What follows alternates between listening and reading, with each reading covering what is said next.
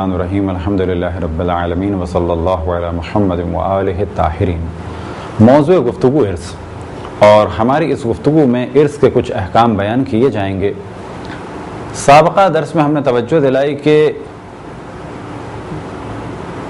ارث جن لوگوں تک منتقل ہوتی ہے انہیں دو قسموں میں تقسیم کیا جاتا ہے۔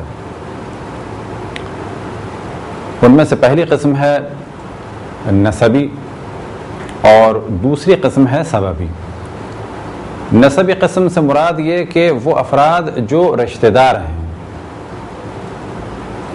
اب ان رشتہ داروں کو تقسیم کیا جاتا ہے تین طبقوں میں۔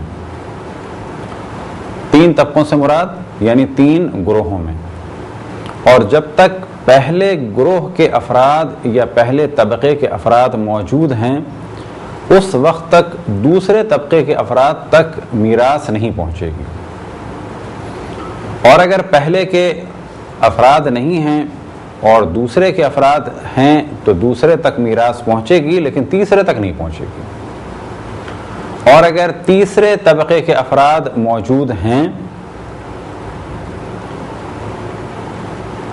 تو ان تک پہنچے گی، اور اگر وہ نہیں ہیں تو پھر ان کی اولاد تک پہنچے گی۔ بس پہلے طبقے کے افراد اگر موجود ہیں تو ان تک میراث پہنچے گی۔ ایک صورت یہ ہو سکتی ہے کہ وہ موجود تو ہوں لیکن دوسرے طبقے تک میراث پہنچ جائے۔ وہ صورت کیا ہو سکتی ہے وہ احکام میں تدریجاً بیان ہو جائے گی، لیکن یہاں پر اختصار کے ساتھ بیان کریں۔ فرض کریں کہ پہلے طبقے کے افراد موجود ہیں لیکن وہ اسلام سے خارج ہو چکے ہیں۔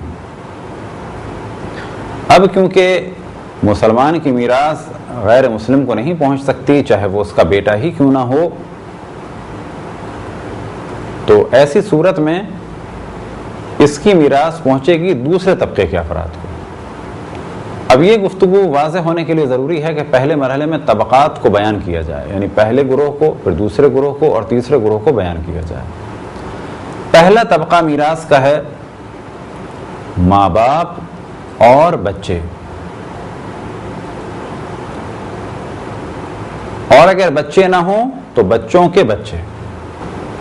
لیکن فرض کریں کہ کسی کے پوتا پوتی ہیں تو اس کے مرنے کے بعد پوتا پوتی کو میراث نہیں پہنچے گی، بچوں کو پہنچے گی، اور اگر بچے نہیں ہیں تو پوتا پوتی کو میراث پہنچے گی۔ تو پہلا طبقہ ہے ماں باپ اور بچے، اور اگر اپنے بچے نہیں ہیں تو پھر بچوں کے بچے، اور اگر پوتا پوتی نہیں ہیں پر پوتا پر پوتی ہیں تو ان تک میراث پہنچے گی، لیکن اگر پوتا پوتی ہیں تو جب تک پوتا پوتی ہیں ان کے بچوں تک میراث نہیں پہنچے گی۔ ان کے بچوں تک میراث کب پہنچے گی کہ فرض کریں کہ ہم دنیا سے چلے گئے اور ہمارے پوتا پوتی تھے تو ہماری میراث ان تک جائے گی، اور ان کے بعد ان کے بچوں تک جائے گی۔ لیکن ہمارے پوتا پوتی ڈیمانڈ نہیں کر سکتے ہمارے بچوں سے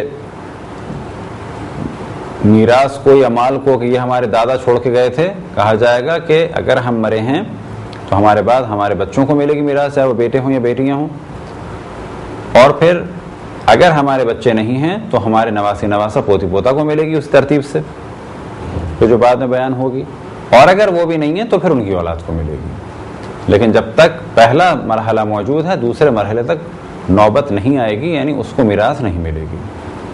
دوسرا طبقہ ہے یا دوسرا گروہ کہ اس جانب پھر ہم توجہ دلائیں کہ اگر پہلا گروہ نہ ہو یا یہ کہ ہیں لیکن ان تک میراث نہیں پہنچ سکتی۔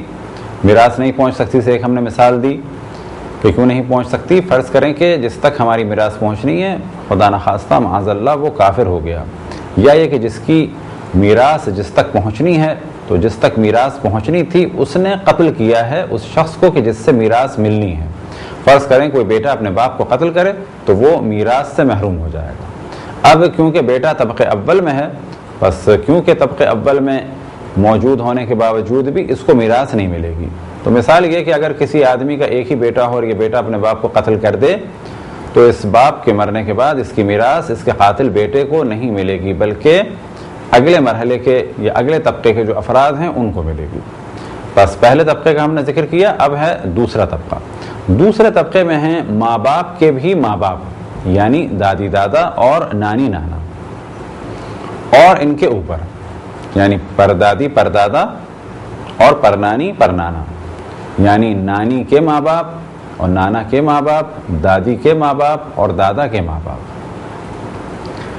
اور اسی طریقے سے بہن اور بھائی۔ اگر بہن بھائی نہ ہوں تو دوسرے ہی طبقے میں مانے جائیں گے بہن بھائی کے بچے۔ تیسرا طبقہ ہے یعنی تیسرا گروہ کہ پھر ہم توجہ دلائیں کہ پہلا گروہ اگر ہے تو جب تک وہ ہیں دوسرے تک میراث نہیں پہنچے گی، اور اگر پہلے نہیں ہیں تو دوسرے کو میراث پہنچے گی، اور جب تک دوسرے طبقے کے افراد ہیں تو تیسرے طبقے تک میراث نہیں پہنچے گی، اور اگر دوسرا طبقہ نہیں ہے تو تیسرے طبقے تک میراث پہنچے گی۔ تیسرا طبقہ یا تیسرا گروہ ہے خالہ، ماموں اور پھوپھی اور چچا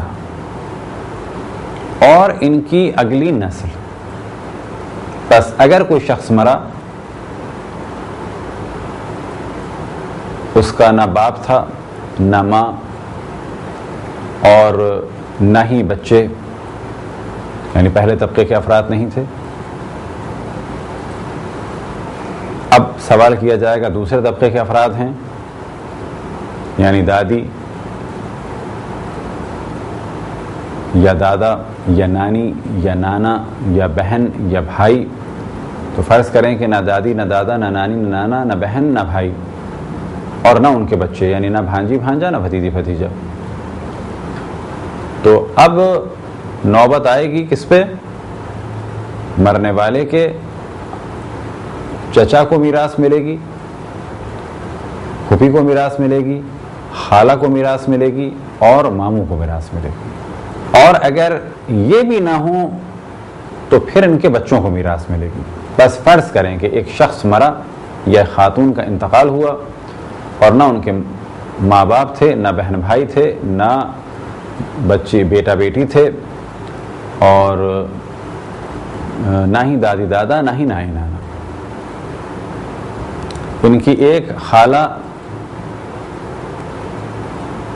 زندہ تھی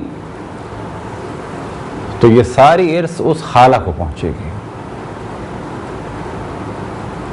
اب فرض کرے کہ ایک خالہ زندہ ہیں اور خالہ کے بچے زندہ نہیں ہیں، تو خالہ کے بچوں کو ارث نہیں پہنچے گی جو دوسری خالہوں کے بچے ہیں، بلکہ ان خالہ تک پہنچے گی کیونکہ یہ مقدم ہے۔ تو یہ تو ہو گئے 3 طبقات۔